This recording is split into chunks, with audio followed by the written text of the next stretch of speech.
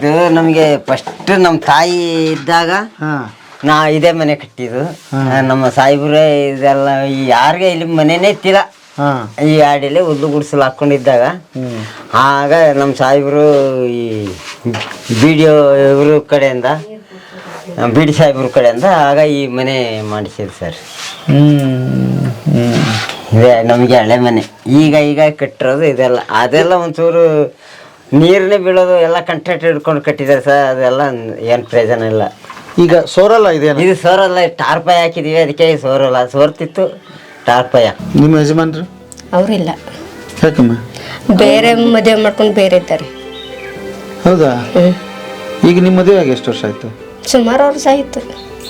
ಎಷ್ಟು ವರ್ಷ ಸುಮಾರು ಅಂದ್ರೆ? ಸುಮಾರು ಅಂದ್ರೆ ಒಂದು 10-15 ವರ್ಷ ಆಗೈತೆ. ನಿಮ್ಗೆ ವಯಸ್ಸು ಎಷ್ಟಮ್ಮ ಈಗ? ವಯಸ್ಸು ಒಂದು 20-30 ಆಗಿರ್ಬೋದು. 30. 15 ವರ್ಷಕ್ಕೆ ಮದುವೆ ಆಗಿದೆ. ಎಷ್ಟು ವರ್ಷ ನಿಮ್ಮ ಜೊತೆಗಿದ್ರು? ಎಷ್ಟು ವರ್ಷ ಅಂತ ಗೊತ್ತಿಲ್ಲ. ಎಷ್ಟು ವರ್ಷ, ಒಂದು 6-7 ವರ್ಷ ಏನಿದ್ರು. ಗೊತ್ತಿಲ್ಲ. ಈಗ ಮದುವೆಗೆ ಎಲ್ಲಿದ್ದಾರೆ ಅವರು? ಇಲ್ಲೇ ಮೇಲ್ಗಡೆ ಇದ್ದಾರೆ. ಇದೇ ಹಟ್ಟಿಯಲ್ಲಿ? ಈಗ ಇಲ್ಲಿಂದ ಸಿಟಿಗೆ ಹೋಗ್ಬೇಕಂತ ಇದೆಯಾ, ನಾನು ದೂರ ಹೋಗ್ಬೇಕಂತ ಇದೆಯಾ? ಇದು ಎಲ್ಲಿಗೆ? ಎಲ್ಲಿಗೆ? ಅನ್ನೂಡಿಗೆ, ಹುಣಸೂರಿಗೆ, ಪ್ರೇಪಟ್ನಕ್ಕೆ. ಅಲ್ಲಿಗೆ ಹೋಗ್ಬೇಕು ಅಂತ.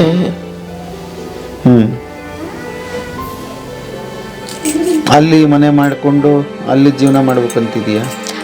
ಅದೇನು ದುಡ್ಡಿಲ್ಲಲ್ಲ ನಮ್ಮ ಹತ್ರ, ಅಷ್ಟು ದೂರ ಹೋಗಿರಕ್ಕೆ. ಗೌರ್ಮೆಂಟ್ ಕೊಟ್ಟಿದ್ದಾರೆ, ಇರ್ತೀವಿ ಇಲ್ಲಿ. ಇನ್ನೆಲ್ಲಿಗೆ ಹೋಗ್ಬೇಕು? ದುಡ್ಡನ್ನೇ ಇಲ್ಲ.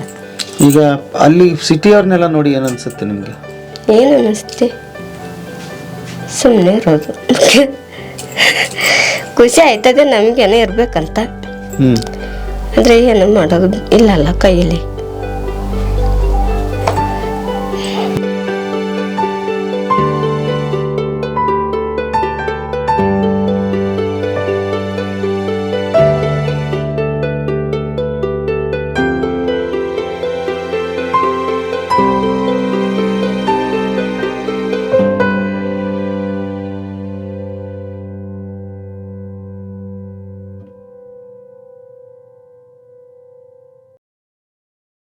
ಬರ್ರಿ ಬೀಗ್ರ, ಊಟ ಮಾಡೋಣ.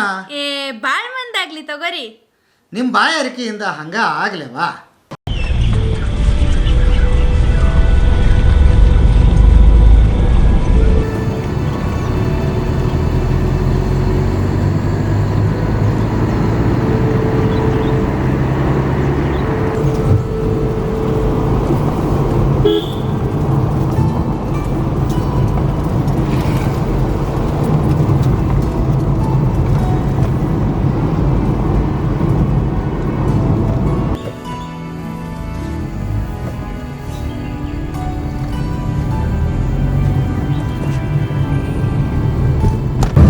ಸರ್, ಬೆಳಗಿನ ಶುಭೋದಯ. ನಮಸ್ಕಾರ ಸರ್. ಓಕೆ, ಅದ್ಭುತವಾಗಿತ್ತು ರಾತ್ರಿ ಅಂತೂ. Thank you sir. ಸೊ ಈಗ ಬೆಳಗಿನ ಚಟುವಟಿಕೆಗಳನ್ನ ನಮ್ಮ ವೀಕ್ಷಕರಿಗೆ ತೋರಿಸ್ತಾ ಮಾತಾಡೋಣ. ಈಗ ಏನಿರುತ್ತೆ ಸರ್ ಸಾಮಾನ್ಯ ಚಟುವಟಿಕೆ? ಈಗ ಬೆಳಿಗ್ಗೆ ಎಲ್ಲ ಮಕ್ಕಳು ಶನಿವಾರ ಆಗಿದ್ದರಿಂದ ಸ್ಕೂಲ್ಗೆ ಹೋಗಿ ರೆಡಿ ಆಗ್ತಿರ್ತಾರೆ. ಮತ್ತು ಅವರೆಲ್ಲ ಕೂಲಿ ಹೋಗ್ಲಿಕ್ಕೆಲ್ಲ ಅಡುಗೆ ಮಾಡ್ಕೊಂಡು ಊಟ ಮಾಡ್ಕೊಂಡು ರೆಡಿ ಆಗ್ತಿರ್ತಾರೆ. ಮತ್ತು ಅವ್ರ ದಿನನಿತ್ಯ ಚಟುವಟಿಕೆಗಳಲ್ಲಿ ಕೆಲವರು ಬೈಲಿಗೆ ಹೋಗೋಕ್ಕೆ ರೆಡಿ ಆಗ್ತಿರ್ತಾರೆ. ಮತ್ತೆಲ್ಲ ಒಂಥರ ಅಡುಗೆ ಮಾಡ್ತಾ ಇರ್ತಾರೆ. ಮನೆ ವಿಸಿಟ್ ಮಾಡಿದ್ರೆ ಒಂಥರ ಚೆನ್ನಾಗಿ ಕಾಣ್ತಿರ್ತದೆ ಅದು. ಅವರು ಹೇಗಿದ್ದಾರೆ, ಅವ್ರು ಹೇಗೆ ಮಾಡ್ತಾ ಇದ್ದಾರೆ ಅಂತೆಲ್ಲ. ಒಂದು ಹೆಚ್ಚು ಕಡಿಮೆ ಊಟ ಮಾಡ್ಕೊಂಡು ಹೊರಟ್ರೆ ಇನ್ನು ಸಂಜೆನೇ ಊಟ. ಬಟ್ ನೀವು ರಾತ್ರಿ ಹೇಳಿದ್ದು ನಿಮ್ಮ ಸಿದ್ಧನ ಕತೆ ಭಾಳ ಚೆನ್ನಾಗಿತ್ತು. ಸಿದ್ಧಂದು ಅದೊಂಥರ ನಾನು ಇವ್ರ ಜೊತೆಗೆ ಬೆರೀಲಿಕ್ಕೆ ಬಹಳ ದೊಡ್ಡ ಸಹಾಯ ಆಯ್ತು ಅದು. ಅದು ಯಾಕೆ ಸಿದ್ಧ ಆಗಿ ಬರ್ಬೇಕಂತ ಅಂದ್ರೆ ನಾವು ಆಗ ಒಂದು ರಾತ್ರಿ ಶಾಲೆ ಕಟ್ಟಬೇಕಾಯ್ತಲ್ಲ ನಾವು, ಗುಡಿಸಲು ಅವ್ರ ಕೈಲೇ ಮಾಡಿಸ್ಬೇಕು. ಆ ಕಾರಣಕ್ಕಾಗಿ ಬಂದ್ವಿ. ಜೊತೆಗೆ ನನಗೆ ಆ ಟೈಮಲ್ಲಿ ನನಗೆ ಸ್ವಲ್ಪ ಅವರ ಭಾಷೆ ಕಲ್ತಿದ್ದೆ. ನಾನು ಕುಳ್ಕಿದ್ದು ಸ್ವಲ್ಪ ಸಣ್ಣ ಕುರ್ಚಿಲ್ ಗಡ್ಡ ಬರ್ತಿದ್ದು ನನಗೆ.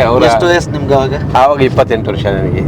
ನಾನು ಅವರೆಲ್ಲ ಹೆಗಲ ಮೇಲೆ ಎತ್ಕೊಂಬರ್ತಾರೆ. ಅವ್ರ ಗಂಡಸರು ಹೆಗಲ ಮೇಲೆ ಹೊತ್ಕೊಂಬರ್ತಾರೆ. ಹೌದಲ್ಲ, ತಲೆ ಮೇಲೆ ಅವರೆಲ್ಲ. ಅವ್ರ ಮಹಿಳೆಯರು ಮಾತ್ರ ತಲೆ ಮೇಲೆ ಏನೋ ನೀರಿಗಿರೋರು. ಅದಕ್ಕೆ ಅವ್ರು ನನ್ನ ನೋಡ್ಬಿಟ್ಟು ನಾನು ಹೆಗಲ ಮೇಲೆ ಹೊತ್ಕೊಂಬರ್ತಾರೆ, ತಲೆ ಮೇಲೆ ಹೊತ್ಕೊಂಬರ್ತೀನಲ್ಲ, ಇವನು ತೇಟು ಕುರುಬಕಾಯಿಣಿ ಅಂತ ಹೇಳಿದ್ದು ನನಗೆ ಮಕ್ಕಳು ನೋಡಿದ್ರು. ಹಂಗೆ ಅವ್ರದ್ದು ಕೆಲವು ಜ್ಞಾನ, ಅವ್ರ ಬದುಕಿನ ರೀತಿ ನನಗೆ ಒಂದು ಚೆಂದಾಗಿ ಅರ್ಥ ಆಗಕ್ಕೆ ಸಾಧ್ಯ ಆಯಿತು. ಅಲ್ಲಿ ಒಂದ್ಸರಿ ಆನೆ ಬಂದ್ಬಿಡ್ತಾವತ್ತು. ಅವಾಗ ಪಾಪ ಅವ್ರವ್ರ ಜೀವ ಅವ್ರಿಗೆ ಮುಖ್ಯ ಅಲ್ವಾ, ಅವ್ರ ಜೀವನ ಉಳಿಸಬೇಕು, ನನ್ನ ಜೀವನ ಉಳಿಸ್ಬೇಕು. ಸೊ ಅದು ನನಗೆ ಸ್ವಲ್ಪ ಒಂಚೂರು ನನಗೂ ಮರ ಹತ್ತೋದು ಗೊತ್ತಿದ್ದರಿಂದ ನಾನು ತೆಂಗಿನ ಮರ ಹತ್ತಿ ಅಭ್ಯಾಸ ನನಗೆ ನಮ್ಮ ಮನೇಲಿ ಎಲ್ಲ ತೋಟ ಇತ್ತಲ್ಲ, ತೆಂಗಿನ ಮರ ಹತ್ತಿದ ಅಭ್ಯಾಸ. ನಾನು ಅವ್ರ ಜೊತೆಗೆ ಹಚ್ಬಿಟ್ಟೆ ಮರನ್ನ. ಹಂಗೆ ಅದೊಂಥರ ಇಂಟ್ರೆಸ್ಟಿಂಗ್ ಲೈಫ್ ಇತ್ತು ಸರ್ ಅದು. ಅದನ್ನೆಲ್ಲ ನಾವೀಗ ವನ್ಯಜೀವಿ ರಕ್ಷಣೆ ಹೆಸರಿನಲ್ಲಿ ಇವ್ರನ್ನ ಬೇರ್ಪಡಿಸಿ ಬೇಜಾರಾಗಿದೆ ಅಷ್ಟೇ. ಹಾಗಾಗಿ ಈ ಹಾಡಿ ಸಿದ್ಧನ ಸಂಪರ್ಕ ಹಂಗೆ ಸಿದ್ಧ ಅಂದ್ರೆ ಇನ್ನೊಂದು ಪ್ರತಿರೂಪ ಅವರ ಈಶ್ವರನ ಆರಾಧಕರು, ಶೈವ ಆರಾಧಕರು, ಅಂದ್ರೆ ಮೂಲ ಶೈವ ಆರಾಧಕರು ಇವರೆಲ್ಲ. ಅಂದ್ರೆ ಎಲ್ಲ ಆದಿವಾಸಿಗಳು ಹೆಚ್ಚಾಗಿ ಪರ್ಟಿಕ್ಯುಲರ್ ಜೇನು ಕುರುಬಾಸು ಶೈವ ಆರಾಧಕರು, ಶಿವನ ಆರಾಧಕರು. ಅವ್ರ ಹೆಸರುಗಳೆಲ್ಲ ಶಿವ, ಕೆಂಚ. ಈಗ ಕಾಡಿಂದ ಇಲ್ಲಿ ಬಂದವ್ರಲ್ಲಿ ಇವರು ದೇವ್ರ ಸಮೇತ ಬಂದಿದಾರ? ದೇವ್ರುಗಳನ್ನ ತರಕ್ಕಾಗಿಲ್ಲ. ಈ ಊರನ್ನ ಮಾತ್ರ ಹೊರಗೆ ಹಾಟಿದ್ರು, ದೇವ್ರನ್ನ ಇವ್ರ ಮಾತ್ರ ಹೊರಗಟ್ಟಿದ್ರು. ಅದೇ ಇವ್ರಿಗೆ ಬೇಜಾರಾಗಿರೋದು. ನಮ್ಮ ಸ್ಮಶಾನ ಅಲ್ಲಿದೆ, ನಮ್ಮ ದೇವರು ಪೂಜೆ ಜಾಗಗಳಿದ್ದಾವೆ, ಅವ್ರನ್ನೆಲ್ಲ ಬಿಟ್ಬಿಟ್ಟು ಕಳಿಸ್ಬಿಟ್ರು. ಸರ್ಕಾರಕ್ಕೂ ಒಳ್ಳೇದಾಗಲ್ಲ, ನಮಗೂ ಒಳ್ಳೇದಾಗ್ತಾ ಇಲ್ಲ ಅಂತ. ಈಗ ಬೇರೆ ಕಡೆ ಎಲ್ಲ ಅವರು ದೇವ್ರನ್ನ ಜೊತೆ ಕರ್ಕೊಂಡು ಹೋಗ್ತಾರೆ. ಇವ್ರದ್ದು ಹಂಗಲ್ಲ. ಅದು ಹಿರಿಯರು ಪೂಜೆ ಮಾಡಿದ ಮರಗಳು ಅವೆಲ್ಲ.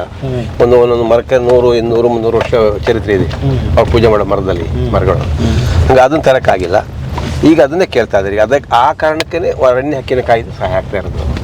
ಅದನ್ನು ರೆಕಗ್ನೈಸ್ ಮಾಡಿದೆ. ಅದು ಅವರ ಪೂಜಾ ಸ್ಥಳಗಳು, ಅದೇನು ಶ್ರದ್ಧಾ ಕೇಂದ್ರಗಳಿದೆಯಲ್ಲ, ಅದನ್ನು ಅವ್ರಿಗೆ ರೆಕಗ್ನೈಸ್ ಮಾಡಬೇಕು.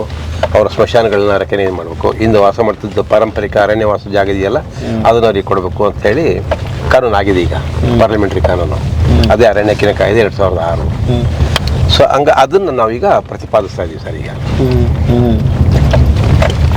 ಬರೀ ಬಾಹ್ಯ ಅಲ್ಲ, ಈ ಅಂತರ್ದ ಒಳಗಡೆ ಏನೇನು ಅಂತರ್ಗತ ಆಗಿದೆ ಅವು ಯಾರಿಗೂ ಅರ್ಥ ಆಗೋದು. ಕಾಯ್ದೆ ಕಾನೂನುಗಳಿಗೆ ಅದು ಅರ್ಥ ಆಗಲ್ಲ. ಆ್ಯಕ್ಚುಲಿ ಆ ಕಾಯ್ದೆ ಕಾನೂನು ಮಾಡಿದವರು ಇವರೊಟ್ಟಿಗೆ ಒಡನಾಟ ಆಡಿದರು. ಉದಾಹರಣೆಗೆ professor doctor B D Sharma ಅಂತ ಹೇಳಿ ಆಲ್ ಇಂಡಿಯಾ ಮಟ್ಟದಲ್ಲಿ SC/ST ಕಮಿಷನ್ ಚೇರ್ಮನ್ ಆಗಿದ್ದರು. ಅವರು ನಮ್ಮ ಏರಿಯಾಕ್ಕೆಲ್ಲ ವಿಸಿಟ್ ಮಾಡಿದರು. ಅವರು ಭಾರತ ಜನ ಆಂದೋಲನ ಅಂತ ಕೂಡ ಒಂದು ಸಂಘಟನೆ ಕೂಡ ಮಾಡಿದರು. ಆಮೇಲೆ ಇನ್ನೊಬ್ಬರು ಪ್ರದೀಪ್ ಪ್ರಭು ಅಂತ ಹೇಳಿ ಸುಪ್ರೀಂ ಕೋರ್ಟ್ ಲಾಯರು, ಅವರು ಕೂಡ ತಂದರು. ಹೀಗೆ ಈ ಕೆಲವು ಚಳವಳಿಗಾರರು ಆದಿವಾಸಿಗಳೊಟ್ಟಿಗೆ ಸೇರಿ ಇವರ ಭಾವನೆಗಳನ್ನ ಅರ್ಥ ಮಾಡ್ಕೊಂಡು ಇವರ ನೆಲೆಗಳ ಪ್ರಾಮುಖ್ಯತೆ ಏನು ಇದೆಲ್ಲ ಅರ್ಥ ಮಾಡ್ಕೊಂಡು ಕಾನೂನು ಚೆಂದ ರಚಿಸಿದರು. ಗ್ರಾಮ ಸಭೆಗೆ ಯಾಕೆ ಮಹತ್ವ ಕೊಡಬೇಕು, ಗ್ರಾಮ ಸಭೆಗೆ ಅದೇ ಈಗ ನಮಗೆ ಪಾರ್ಲಿಮೆಂಟ್ ಹೆಂಗೆ ನಮಗೆ ದೇಶಕ್ಕೆ ಮುಖ್ಯನೋ, ವಿಧಾನಸಭೆ ಹೆಂಗೆ ನಮಗೆ ರಾಜ್ಯ ಸರ್ಕಾರಕ್ಕೆ ಮುಖ್ಯನೋ, ಇವರ ಹಾಡಿಯ ನಿರ್ವಹಣೆಗೆ ಇವರ ಗ್ರಾಮ ಸಭೆ ಅಷ್ಟೇ ಮುಖ್ಯ. ಇವು ಅದ್ರ ಶಾಸನ ಸಭೆನೇ. ಅದಕ್ಕೆ ಗ್ರಾಮ ಸಭೆನ ರೆಕಗ್ನೈಸ್ ಮಾಡಿದ್ರು ಸಂವಿಧಾನದಲ್ಲಿ. ಅದರಿಂದ ಏನಾಯ್ತು, ಇವರ ಪರಂಪರೆ ಹಕ್ಕುಗಳ ರಕ್ಷಣೆ ಮಾಡ್ಲಿಕ್ಕೆ ಸಹಾಯ ಆಗಿದೆ. ಸೊ ಕಾನೂನು ಮಾಡಿದ್ರು ಕೂಡ ಬಹಳ ಸೆನ್ಸಿಬಲ್ ಆಗಿ ಆಲೋಚನೆ ಮಾಡಿದ್ರು.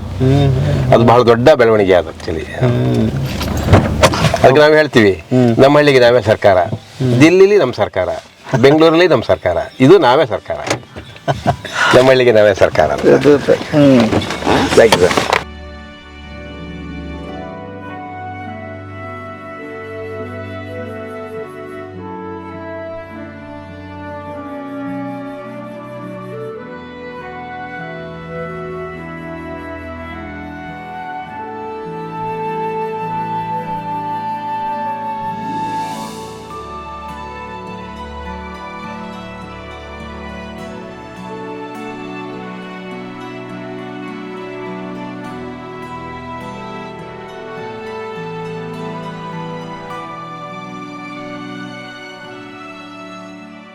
ಇವು ಕಾವಲ ಕಾವಲು ಇವರೇ ಅವ್ರು ಹೇಳಿದ್ರ ಅಮ್ಮ, ಹುಲಿ ಇಲ್ಲಿ ಬಂದ್ರೆ ಇವಾಗ ಬಗಳಕ್ ಶುರು ಮಾಡ್ತಾರೆ, ಗೊತ್ತಾಗ್ಬಿಡುತ್ತೆ ಅವ್ರಿಗೆ. ಯಾಕೆ ಜನ ಒಟ್ಟಾಯ್ತಾರೆ. ಒಂದ್ಸರಿ ಬೆಂಕಿ ಇದು ಹೊತ್ತೆ ಹಿಡಿತಾರೆ. ಆನೆಗಳು ಹುಲಿಗಳು ಕಂಡ್ರೆ ಬೆಂಕಿನ ಹೊತ್ತೆ ಕಟ್ತಾರೆ. ಹೊತ್ತೆ ಹಿಡಿದ್ರೆ ಆ ಬೆಂಕಿ ನೋಡಿದ್ರೆ ಆನೆಗಳು ಸೇರಿರ್ತವೆ. ಟೆಕ್ನಿಕ್ ಅದಲ್ಲ. ಇವಾಗ ಹುಲಿನೂ ಅಷ್ಟೇ. ಹುಲಿ ಅದು ವಿಚಿತ್ರ ಕಂಡ್ರೆ ಅದು ಹೆದರ್ಕೊಂಡು ಹೋಗ್ತದಲ್ಲ. ಬೆಂಕಿ ಹಿಡಿದ ತಕ್ಷಣನೇ ಹೊತ್ತೆ ಕಟ್ತಾರೆ. ಮೀನು ಹಿಡಿಯೋಕ್ಕೂ ಹೊತ್ತೆ ಕಟ್ತಾರೆ, ಪ್ರಾಣಿಗಳು ಹೆದರ್ಸಕ್ಕೂ ಹೊತ್ತೆ ಕಟ್ತಾರೆ. ಹಿಡ್ಕೊಂಡೋದ್ರೆ ಸಾಕದು. ಬೆಂಕಿ ಯಾರು ಹೆದರ್ಕಲ್ಲ. ಬಟ್ ರಾತ್ರಿ ಒಂದು ಒಳ್ಳೆ ಪಾಯಿಂಟ್ ಹೇಳಿದ್ರಿ ಸರ್. ಅಂದ್ರೆ ಆಗ ಇವ್ರ ಜೊತೆಗಿದ್ದ ಪ್ರಾಣಿಗಳು ಹೊಂದಿಕೊಂಡಿತ್ತು ಇವ್ರಿಗೆ.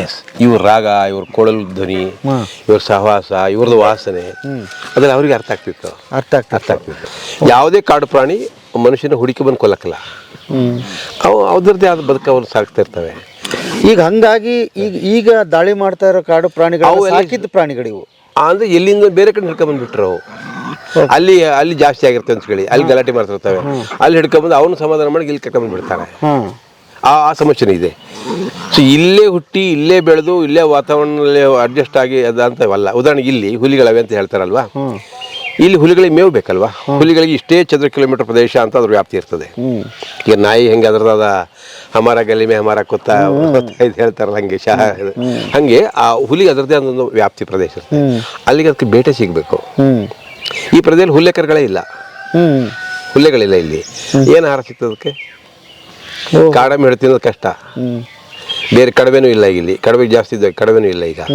ಸೊ ಅವಕ್ಕೆ ಆಹಾರ ಇಲ್ಲ. ಈಗ ಹತ್ತಿರದಲ್ಲಿ ರೈತರೆಲ್ಲ ಚೆನ್ನಾಗಿ ಈಗ ತೋಟ ಗಿಟ ಮಾಡ್ಕೊಂಡು ದನಕರುಗಳು ಸಾಕೋದ್ರಿಂದ ಕೋಳಿ ಸಾಕೋದ್ರಿಂದ ಸುಲಭವಾಗಿ ಬೇಟೆ ಸಿಗ್ತದೆ. ಹಂಗೆ ಹಂಗೂ ನುಗ್ತಾವಾಗ ಅದು ಸಮಸ್ಯೆ. ಈಗ ಅವಾಗವಾಗ ಈ ಪ್ರದೇಶದಲ್ಲಿ ಆನೆಗಳ ದಾಳಿ ಆನೆಗಳು ಬರ್ತವೆ, ಆದರೆ ಮನುಷ್ಯನ ಕೊಂದಾಕೋಷ್ಟು ಪ್ರಶ್ನೆ ಆಗಿ ಮಾಡಿಲ್ಲ ಅವು ಏನು ಬೆಳೆಗಳನ್ನ ನಾಶ ಮಾಡೋಗ್ತವೆ. ಈಗ ತೋಟದಲ್ಲಿ ತೆಂಗಿನ ಗಿಡನ ಕಿತ್ತಾಕ್ ಹೋಗ್ತವೆ, ಇಲ್ಲ ಬಾಳೆ ಗಿಡನ ಕಿತ್ತಾಕ್ ಹೋಗ್ತವೆ, ಬೆಳೆ ನಾಶ ಮಾಡ್ತವೆ. ಆದರೆ ಮನುಷ್ಯನ ಕೊಂದಿರೋ ಇನ್ಸಿಡೆನ್ಸ್ ಕಡಿಮೆ ಆನೆಗಳು. ಇವ್ರಿಗೆ ಅರ್ಥ ಆಗುತ್ತೆ ಇವ್ರಿಗೆ. ನೋಡಿ ಏನು ಖುಷಿಯಿಂದ ಇದ್ದಾರೆ.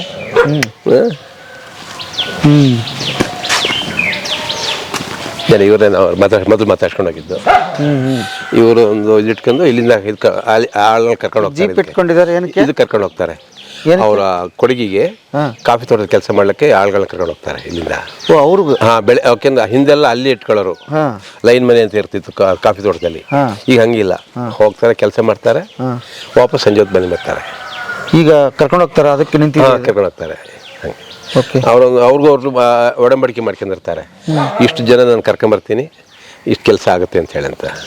ಈಗ ಈ ಜನ ಅವ್ರು ಅಲ್ಲಿ ಹೋಗಿ ಬರ್ತಾರೆ. ಹಂಗೆ ಅದೆಲ್ಲ ಹೇಳ್ತಿರಲ್ಲ, ನನಗೆ ಕೂಲಿನ ಗತಿ ಅಂತ ಆ ಥರ.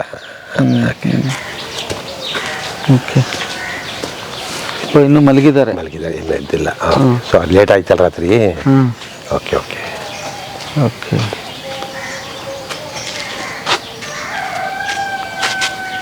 ಎಲ್ಲ ಒಂದೇ, ಎಲ್ಲ ಇಷ್ಟೇ ಇದರಲ್ಲಿ ಎಲ್ಲರೂ ಇರ್ತಾರೆ.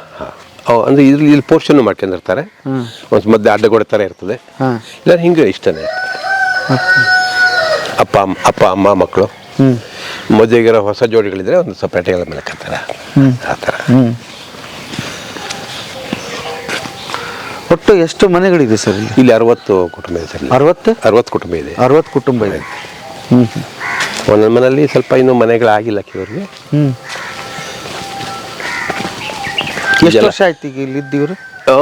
ಇಲ್ಲಿ ನಾ ಬಂದೆ 44 ವರ್ಷ ಆಯ್ತು ಇಲ್ಲಿ ಈ ಹಾಡಿಗೆ. ಸಿದ್ಧಾಂತ ಇದ್ದಿದ್ದೆ 44 ವರ್ಷದ ಹಿಂದೆ.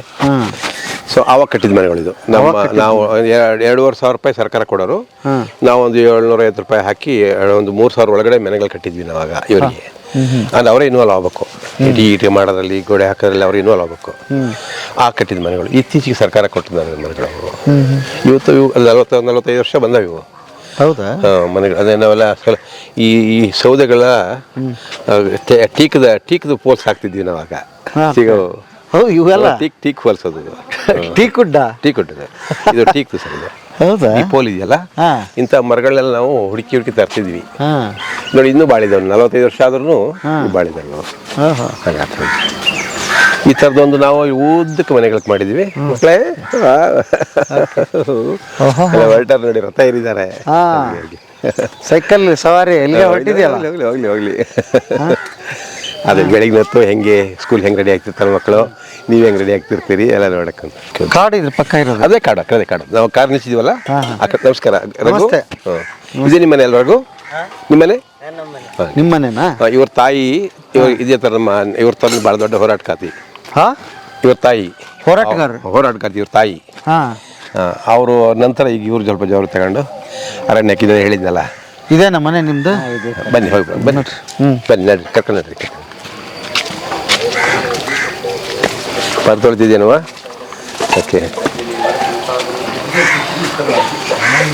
ಅವ್ರ ತಾಯಿ ಹಾಕಿದ ಮರ ಸಹ ಇದು.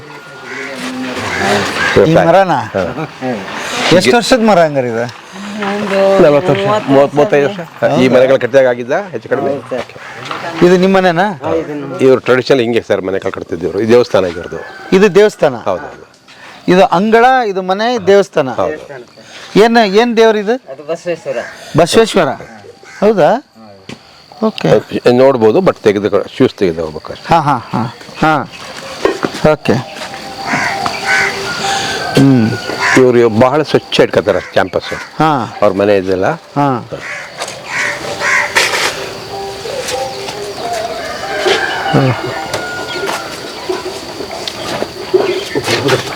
ಇವರೇ ಪೂಜೆ ಮಾಡೋದು ಇಲ್ಲಿ. ಹೌದಾ?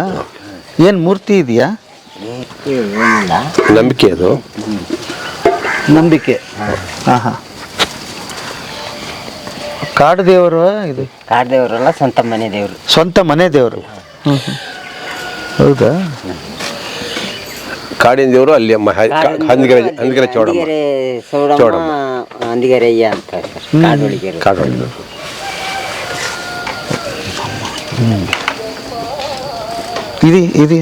ಇದೊಂದು ತುಳಸಿ ಕಟ್ಟೆ ತುಳಸಿ ಕಟ್ಟೆ. ಎಲ್ಲರೂ ಅದು ಡಿಸೈನ್ ಮಾಡ್ಯಾರಲ್ಲ. ಓ, ಎಲ್ಲರ ಮನೆ ಮುಂದೆ ತುಳಸಿ. ಅದು ತುಳಸಿ ಔಷಧಿ ಕೂಡ ಅಲ್ವಾ? 2 ತುಳಸಿ ಇದೆ ನೋಡಿ. ಕೃಷ್ಣ ತುಳಸಿನೂ ಇದೆ, ಬಿಳಿ ತುಳಸಿನೂ ಇದೆ. ಓಕೆ.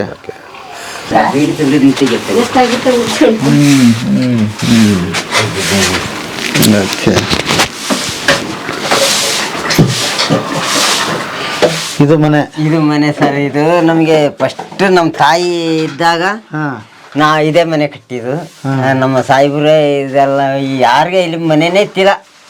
ಈ ಆಡಿಲಿ ಹುಲ್ಲು ಗುಡಿಸಲು ಹಾಕೊಂಡಿದ್ದಾಗ ಆಗ ನಮ್ಮ ಸಾಯಿಬ್ರು ಈ ಬಿಡಿಒ ಇವ್ರ ಕಡೆಯಿಂದ, ಬಿಡಿ ಸಾಹೇಬ್ರ ಕಡೆಯಿಂದ ಆಗ ಈ ಮನೆ ಮಾಡಿಸಿದ್ರು ಸರ್. ಇದೇ ನಮಗೆ ಹಳೆ ಮನೆ. ಈಗ ಕಟ್ಟಿರೋದು ಇದೆಲ್ಲ. ಅದೆಲ್ಲ ಒಂಚೂರು ನೀರನ್ನೇ ಬೀಳೋದು ಎಲ್ಲ ಕಂಟ್ರಾಕ್ಟ್ ಹಿಡ್ಕೊಂಡು ಕಟ್ಟಿದ್ದಾರೆ ಸರ್. ಅದೆಲ್ಲ ಏನು ಪ್ರಯೋಜನ ಇಲ್ಲ. ಈಗ ಸೋರಲ್ಲ ಇದೆ? ಇದು ಸೋರಲ್ಲ, ಟಾರ್ಪಾಯಿ ಹಾಕಿದೀವಿ, ಅದಕ್ಕೆ ಸೋರಲ್ಲ. ಸೋರ್ತಿತ್ತು, ಟಾರ್ಪಾಯಿ ಹಾಕೊಂಡಿದ್ವಿ. ಎಷ್ಟು ಜನ ಇರ್ತೀರಿ ಮನೆ ಇದರಲ್ಲಿ? ನಾವು ಗಂಡ ಇರ್ತೀವಿ, ನಮ್ಮ ಮಕ್ಕಳು 2 ಆಳು. ಇದು ನಮ್ಮ ಹೆಂಗಸರು, ಅದು ನಮ್ಮ ಹುಡುಗಿ. ಇನ್ನೊಬ್ಬ ಈ ಕಡೆ ಹೋದಲ್ಲ, ಅವನು ಮಗ. ಒಳಗೆ ಅಡುಗೆ ಮನೆನಾ? ಹೌದು ಸರ್. ನೋಡ್ಬೋದಮ್ಮ? ನೋಡ್ಬೋದು. ಓಕೆ. ಅದು ಫಾರೆಸ್ಟ್ ಕಡೆಯಿಂದ ಕೊಟ್ಟಿದ್ದು ಗ್ಯಾಸ್ ಸರ್. ಹೌದಾ? ಹೌದು ಸರ್.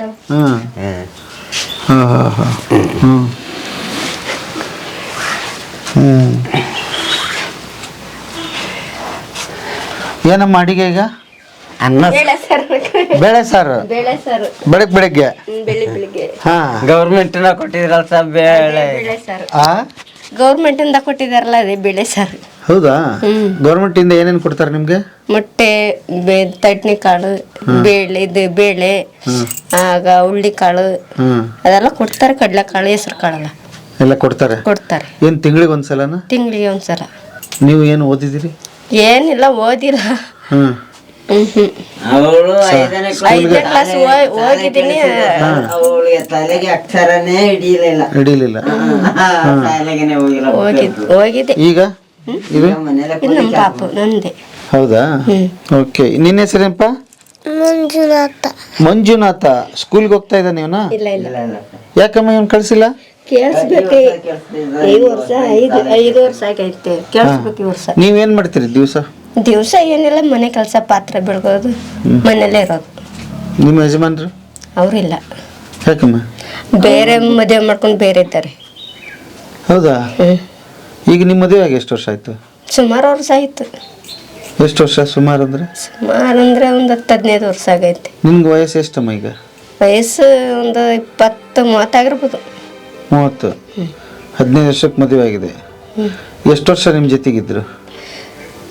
ಎಷ್ಟು ವರ್ಷ ಅಂತ ಗೊತ್ತಿಲ್ಲ. ಎಷ್ಟು ವರ್ಷ, ಒಂದು 6-7 ವರ್ಷ ಇದ್ರು. ಗೊತ್ತಿಲ್ಲ. ಈಗ ಮದುವೆಗೆ ಎಲ್ಲಿದ್ದಾರೆ ಅವರು? ಇಲ್ಲೇ ಮೇಲ್ಗಡೆ ಇದ್ದಾರೆ. ಇದೇ ಹಟ್ಟಿಯಲ್ಲಿ? ಹೌದಾ? ಅದ ಹೆಂಗ ಇನ್ನೊಬ್ರನ್ನ ಮಾಡ್ಕೊಂಡ್ಬಿಟ್ರು ನೀವಿರುವಾಗ? ಗೊತ್ತಿಲ್ಲ. ಯಾರು ಹಿರಿಯರು ಕೇಳಲಿಲ್ಲ? ಇಲ್ಲ, ಅವರೇ ಬೇಡ ಅಂದ್ಮೇಲೆ ನಾವೇನ್ ಮಾಡಕ್ಕಾಯ್ತದೆ? ಬಹಳ ಕಷ್ಟ ಆಯ್ತು.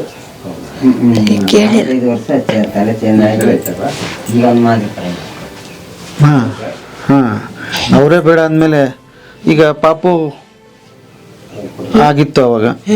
ಹಾಂ ಹಾಂ ಓಕೆ. ಮತ್ತು ಇವನ್ ಭವಿಷ್ಯ ಹೇಗಮ್ಮ ಮುಂದೆ? ಇವನ್ ಭವಿಷ್ಯ ಅವನ ಭವಿಷ್ಯ ಏನು ಮಾಡೋದು, ನಾವೇ ಸಾಕ್ಬೇಕು ಕೆಲಸ ಮಾಡಿ.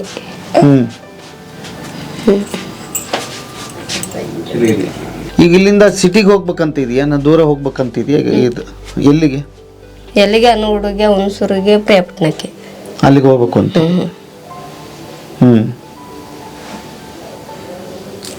ಅಲ್ಲಿ ಮನೆ ಮಾಡಿಕೊಂಡು ಅಲ್ಲಿ ಜೀವನ ಮಾಡ್ಬೇಕಂತಿದೆಯಾ? ಅದೇನು ದುಡ್ಡಿಲ್ಲಲ್ಲ ನಮ್ಮ ಹತ್ರ, ಅಷ್ಟು ದೂರ ಹೋಗಿರಕ್ಕೆ. ಗೌರ್ಮೆಂಟ್ ಕೊಟ್ಟಿದ್ದಾರೆ, ಇರ್ತೀವಿ ಇಲ್ಲಿ. ಇನ್ನೆಲ್ಲಿಗೆ ಹೋಗ್ಬೇಕು? ದುಡ್ಡನ್ನೇ ಇಲ್ಲ. ಈಗ ಅಲ್ಲಿ ಸಿಟಿಯವ್ರನ್ನೆಲ್ಲ ನೋಡಿ ಏನು ಅನ್ಸುತ್ತೆ ನಿಮಗೆ? ಏನು ಅನ್ನಿಸ್ತೆ? ಸುಮ್ಮನೆ ಇರೋದು. ಖುಷಿ ಆಯ್ತದೆ ನಮಗೇನೋ ಇರ್ಬೇಕಂತ. ಅಂದರೆ ಏನು ಮಾಡೋದು ಇಲ್ಲಲ್ಲ ಕೈಯಲ್ಲಿ.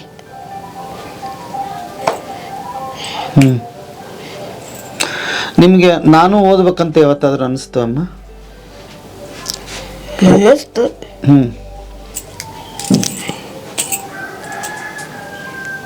ಈಗ ಮಕ್ಕಳನ್ನಾದ್ರೂ ಚೆನ್ನಾಗಿ ಓದಿಸ್ಬೇಕು ಅಂತ ಅನ್ಸುತ್ತೆ ನಿನ್ನ ಮಗನಾದ್ರೂ? ಈ ಇದನ್ನ ನಮ್ದು ಪರಿಸ್ಥಿತಿ ಅವನಿಗೆ ಬೇಡ ಅಂತ ಯಾವತ್ತಾದ್ರೂ ಅನ್ಸಿದ್ಯಾ? ಅನಿಸ್ತಿ. ಹಾಂ.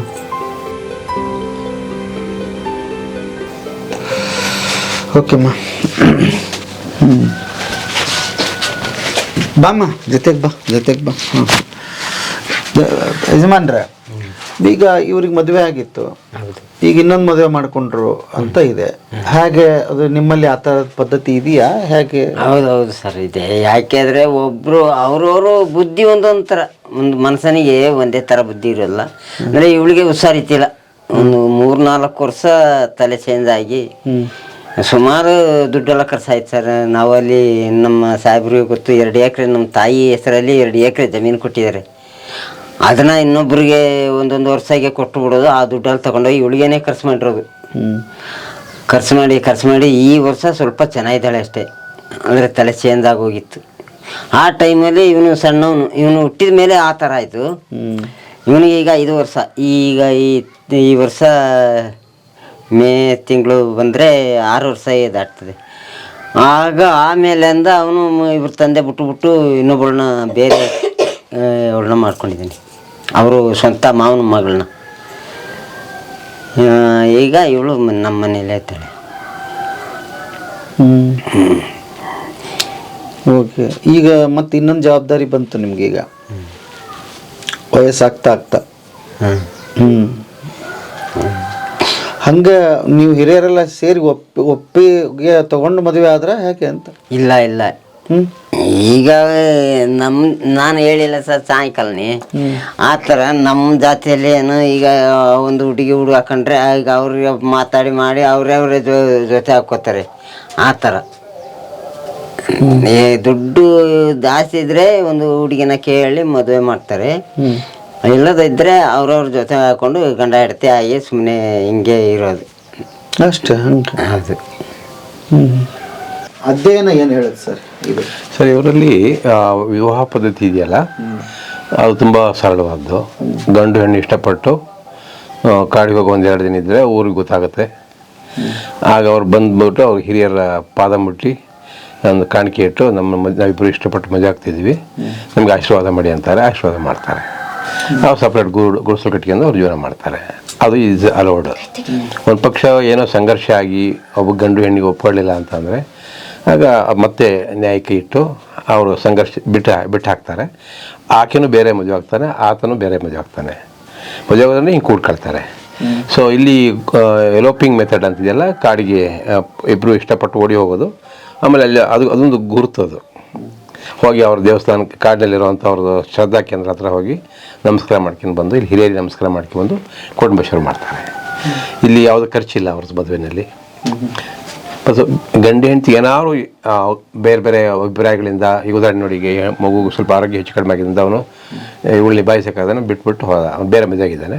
ಈಗ ಇವರು ಕೂಡ ಈಗ ಚೆನ್ನಾಗಾದ್ಮೇಲೆ ಇವರು ಮತ್ತೊಂದು ಮದುವೆ ಮಾಡ್ಲಿಕ್ಕೆ ಟ್ರೈ ಮಾಡ್ತಾರೆ. ಹಂಗೆ ಈಗ ಇವರಿಗೆ ಕಾನೂನು ಗೀನೂನು ಎಲ್ಲ, ಅಥವಾ ಈಗ ನಾವು ಕಾಮನ್ ನಮ್ಮದ್ರಲ್ಲಾದ್ರೆ ಕಂಪ್ಲೇಂಟ್ ಕೊಡ್ತೀವಿ, ಪೊಲೀಸ್ ವ್ಯವಸ್ಥೆ ಇದೆ. ಅದನ್ನು ಅಂದ್ರೆ ಇಲ್ಲಿ ಅಂತಂದ್ರೆ ಈಗ ಸರ್ಕಾರದಲ್ಲಿ ಏನಾಗಿದೆ ಅಂತಂದ್ರೆ ಈಗ ಸುಪ್ರೀಂ ಕೋರ್ಟು ಹೈಕೋರ್ಟ್ಗಳು ಕೆಲವು ಏನು ಹಿಂದೂ ಧರ್ಮದ ಪ್ರಕಾರ ಮದುವೆ ಆಗಿದ್ದೀರಾ, ಕ್ರಿಶ್ಚಿಯನ್ ಪದ್ಧತಿ ಪ್ರಕಾರ ಮದುವೆ ಆಗಿದ್ದೀರಾ, ಇಸ್ಲಾಂ ಧರ್ಮ ಪ್ರಕಾರ ಮದುವೆ ಆಗಿದ್ದೀರಾ ಅಂತ ಪ್ರಶ್ನೆ ಕೇಳ್ತಾರೆ. ಆದಿವಾಸಿ ಪದ್ಧತಿ ಪ್ರಕಾರ ಮದುವೆ ಆಗೋದ್ರ ಬಗ್ಗೆ ಸರಿಯಾದ ಕಾನೂನುಗಳ ದೇಶದಲ್ಲಿ ಮಾಡಿಲ್ಲ. ಇವ್ರಿಗೆ ಕಾನೂನುಗಳೇ ಇಲ್ಲ. ಇವ್ರ ಕಾನೂನು ಇವ್ರದ್ದು ಪದ್ಧತಿನೇ ಕಾನೂನು. ಇವ್ರ ಗ್ರಾಮ ಸಭೆಯಲ್ಲಿ ಏನು ಚರ್ಚೆ ಆಗುತ್ತೆ ಅದೇ ಕಾನೂನು. ಸೊ ಅದಕ್ಕೆ ಗ್ರಾಮ ಸಭೆ ಈಗ ಸುಪ್ರೀಂ. ಈಗ ಕಾನೂನು ಎಲ್ರಿಗೂ ಒಂದೇ ಅಲ್ಲ, ಅದೇ ಭಾರತೀಯ ಪ್ರಜೆ ಆದ್ಮೇಲೆ ಕಾನೂನು ಒಂದೇ ಆಗುತ್ತೆ. ಅಂದ್ರೆ ಈಗ ಅವಳು ಇಷ್ಟಪಟ್ಟು ನನ್ನ ಗಂಡ ಮದುವೆ ಆಗಿದ್ದ, ನಾನು ಬಿಟ್ಟು ಹೋಗ್ಯಾನೆ, ನನಗೆ ಬದುಕು ಕೊಡಬೇಕು ಅಂತ ಕೇಳಿದಾರೆ. ಈಗ ಬದುಕು ಕೊಟ್ಟಕ್ಕೆ ಅವನು ಕೂಲಿ ಮಾಡೋದೆ, ಇವರು ಕೂಲಿ ಮಾಡೋದೆ. ಅವ್ರು ಸರ್ಕಾರಿ ನೌಕರಿ ಆಗಿದ್ರೆ ಅವನಿಗೆ ಬರೋ ಸಂಬಳದ ನನಗೆ ಕೊಡಿಸಿ ಅಂತ ಕೇಳ್ತಾರೆ. ಕೇಳಿದ್ರು ಇದ್ದಾರೆ, ಇಲ್ಲ ಅಂತಲ್ಲ. ಆದರೆ ಆ ಥರ ಗಂಡಿಂದ ನಾನು ಬದುಕು ನಡೀಬೇಕು ಅಂತೇಳಿ ಬಿಟ್ಟೋದ ಗಂಡಿನ ನಾನು ಬದುಕು ನಡೀಬೇಕು ಅಂತ ನಿರೀಕ್ಷೆಯಲ್ಲಿ ಅವ್ರದ್ದು. ಅಂದರೆ ಇವರು ಅಪೀಲ್ ಹೋಗ್ಬೋದು, ಸಹಾಯ ಮಾಡುತ್ತೆ. ಅದು ಟ್ರೆಡಿಷನಲ್ ಮೆಥಡ್ಸ್ ಅಂತ ಹೇಳಿ ಇರುತ್ತಲ್ಲ, ಇದೆ ಕಾನೂನೇನು ಇವರು ತಿರಸ್ಕರಿಸಕ್ಕಿಲ್ಲ. ಬಟ್ ಅಲ್ಲಿ ಕೇಳ್ತಾರೆ, ನೀವು ಮದುವೆ ಆಗಿರೋಕ್ಕೆ ಸಾಕ್ಷಿಗಳೇನು ಅಂತಾರೆ. ಇವರ ಇನ್ವಿಟೇಷನ್ ಇರಕ್ಕಿಲ್ಲ, ತಾಳಿ ಕಟ್ಟಿರಕ್ಕಿಲ್ಲ, ಯಾವನ್ನ ಕರ್ಕೊಂಡ್ಬಂದು ಮದುವೆ ಮಂತ್ರ ಹೇಳ್ಸಿರಕ್ಕಿಲ್ಲ. ಇವರು ಬ್ರಾಹ್ಮಣರ ಏನು ಮಂತ್ರದಲ್ಲಿ ಮದುವೆ ಆಗಲ್ಲ. ಇವರ ವ್ಯವಹಾರದಲ್ಲಿ ಯಾವುದ್ರಲ್ಲೂ ಬ್ರಾಹ್ಮಣ ಇಲ್ಲ ಅಥವಾ ಲಿಂಗಾಯತ್ ಸ್ವಾಮೀಜಿಗಳೆಲ್ಲ ಯಾರಿಲ್ಲ. ಇವ್ರದ್ದೇ ದೇವ್ರ ಗುಡ್ಡ ಇರ್ತಾರೆ, ಇವ್ರದ್ದೇ ಯಜಮಾನ ಇರ್ತಾರೆ. ಇವ್ರ ಪದ್ಧತಿ ಪ್ರಕಾರ ಆಶೀರ್ವಾದ ಮಾಡ್ತಾರೆ. ಹಂಗೆ ಸಹಜವಾಗಿ ಒಟ್ಟಿಗೆ ಇರ್ತೀವಿ ನೀರಕ್ಕಲ್ಲ ಹೋಗ್ತಾನೆ. ಸೊ ಅದು ತುಂಬಾ ಅದ್ಭುತ. ಅಂದರೆ ನಾವು ಹೊರ ಸಮಾಜ ಕಲೀಲಿಕ್ಕೆ ಬಹಳ ಇದೆ ಇದರಲ್ಲಿ. ತುಂಬ ಸರಳತೆ, ತುಂಬ ಏನೋ ಒತ್ತಡ ಇಲ್ಲ ಇಲ್ಲಿ. ನಮ್ಮಲ್ಲೆಲ್ಲ ಗಂಡಿಲ್ದವ್ರ ಜೀವನನೇ ಇಲ್ಲ ಅಂದ್ಕೊತಾರೆ, ಇಲ್ಲ ಹಂಗಲ್ಲ. ಸೊ ಅದು ಒಂದು ಜೀವ, ಇದು ಒಂದು ಜೀವ, ಸಹಜವಾಗಿ ಕೂಡ್ತೀವಿ, ಅದು ಬೇರೆ. ಆದರೆ ನಾವು ಬದುಕು ನಡೆಸ್ಲಿಕ್ಕೆ ನನಗೆ ನಾನೇ ಹೊಣೆ, ಆ ಥರದೊಂದು ಚಿಂತನೆ ಇದೆ. ಮತ್ತು ಇಲ್ಲಿ ತುಂಬ ಅವಲಂಬನೆ ಆಗಲ್ಲ. ಇವರು ಅವರೇ ಆಹಾರ ಅವ್ರಿಗೂ ಗೊತ್ತು ಆಹಾರ ಸಾಗಿರಲಿ ಕಾಡಿಂದ. ಮತ್ತು ಕಾಡು ಅನ್ನೋದು ನಂದು ಅಂತ ಇಲ್ಲ, ನಮ್ಮದು ಅಂತ. ಅದು ನಂದಲ್ಲ, ನಂದು ಅಂತ ಏನಿಲ್ಲ ಇಲ್ಲಿ, ಎಲ್ಲ ನಮ್ಮದು, ಕಮ್ಯುನಿಟಿಗೆ ಸಂಬಂಧಪಟ್ಟದ್ದು, ಅದು ಪ್ರಕೃತಿ ದೇವ್ರು ಕೊಟ್ಟದ್ದು ಅಂತ ಆ ಥರದ ಲೆಕ್ಕ. ಸೊ ನಾವು ಅಲ್ಲಿ ಎಷ್ಟು ದಿನ ಇರ್ತೀವೋ ಅಷ್ಟು ದಿನ ಬದುಕಿ ಬಾಳಿ ಹೋಗ್ಬೇಕು, ಬಾಚಿಬೇಕು ಅಂತಿಲ್ಲ. ಭೂಮಿ ಬೇಲಿ ಹಾಕೋದಾಗಲಿ, ಆಕಾಶಕ್ಕೆ ಛತ್ರಿ ಹಿಡಿಯೋದಾಗಲಿ ಇಲ್ಲ. ಇವ್ರ ಹತ್ರ ತುಂಬ ಸರಳವಾಗಿರ್ತಾರೆ, ಸಹಜವಾಗಿರ್ತಾರೆ. ಬಹುಶಃ ಪ್ರಾಣಿಗಳ ಜೀವನ ಇವಕ್ಕೆ ಸಾಮ್ಯತೆ ಇದೆ ಅಂತ ಅನ್ಸುತ್ತೆ. ತುಂಬ ಸಾಮ್ಯತೆ ಇದೆ. ಅವು ಎಲ್ಲಿ ಕೂಡಿಡಕ್ಕಿಲ್ಲ, ಅವಕ್ಕೆ ಹೊಟ್ಟೆ ಹಸ್ತಾಗ ಮಾರ ತಿಂತವೆ, ಅಥವಾ ಕೂಡಬೇಕು ಅಂದ್ರೆ ಕೂಡ್ಕೊತವೆ, ಮರಿ ಮಾರಿರ್ತವೆ, ಸಾಕ್ತವೆ. ನೋಡಿ ಒಂದು ಪ್ರಾಣಿ ಎಷ್ಟು ಪ್ರೀತಿನ ಮಗು. ಈಗ ನೋಡಿ ನಾವು ನಾಯಿಮರಿಗಳು ನೋಡಿದ್ವಲ್ಲ, ಎಷ್ಟು ಓಡಾಡ್ಕೊಂಡು ಹೇಳ್ತಿದ್ದು, ಹಾಗೆ ಇವರು ಅಷ್ಟೇ ಪ್ರೀತಿನ ಮಕ್ಕಳು ಸಾಕ್ತಾರೆ. ತುಂಬ ಮಕ್ಕಳ ಪ್ರೀತಿ ಸಾಕ್ತಾರೆ. ಅದು ಅಪ್ಪ ಬಿಟ್ಟೋಗಿರ್ಬೋದು, ಇಟ್ಟಿರ್ಬೋದು, ಅಜ್ಜಿಗಳಿರ್ತಾರೆ, ಅವ್ವ ಇರ್ತಾರೆ. ಆ ಮಗು ಕೊರತೆ ಆಗಲ್ಲ, ಅಪ್ಪ ಅಮ್ಮ ಇಲ್ಲ ಅನ್ನೋ ಕೊರತೆನೇ ಬರಲ್ಲ, ಹಂಗೆ ಸಾಕ್ತಾರೆ. ಅದೊಂದು ವಿಶೇಷತೆ. ಅದು ಪ್ರತಿ ಜೀವಕ್ಕೂ ಬೆಲೆ ಕೊಡ್ತಾರೆ ಸರ್. ನಮ್ದು ಅರಣ್ಯ ಸಮಿತಿ ಅಧ್ಯಕ್ಷ ಸರ್. ನನ್ನ ಹೆಸರು ಶಿವಣ್ಣ ಅಂತ. 2009ರಿಂದ ಅರ್ಜಿ ಹಾಕ ಬಂದಿರೋದು ಇದಕ್ಕೆ. ಹೋರಾಟ ನಡೀತದೆ, ಇನ್ನೂ ಬಿಡೋದೇ ಇಲ್ಲ ಸರ್ ನಾವು. ನಮ್ಗೆ ಸಿಕ್ಕಂಟುವೆ.